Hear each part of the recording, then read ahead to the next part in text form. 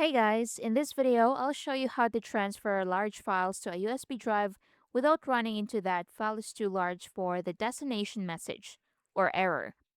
This usually happens when you're trying to copy something like a big video, game file, or backup onto a USB. So even if there's enough storage space, the transfer still won't go through, which can be really frustrating. So the reason behind this is actually pretty simple. Most USB drives are formatted using FAT32, and that format has a file size limit of 4 gig. So anything bigger that won't copy over. What we're going to do is change USB's format to NTFS, which allows much larger file sizes. So here's how to do it. So open File Explorer on your computer. So it's down here.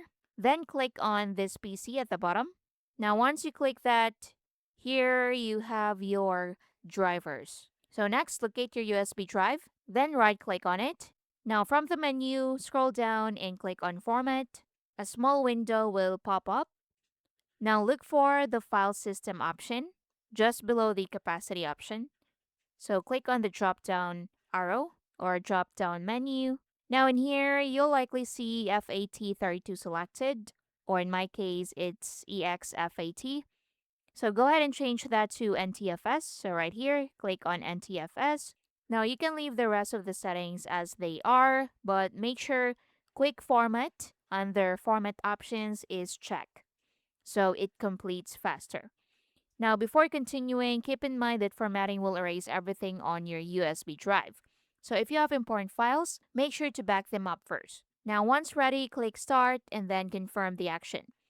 The formatting process will begin and should only take a short time. Now, after finished, close the window and try copying your large file again. So for example, this one, I'm gonna click and drag it to my USB drive. So this time, the transfer should go through smoothly. So even for files like 10 gig or 14 gig, and that's how you can transfer large files to a USB without running into size limits. Thank you for watching. I'll see you in the next one.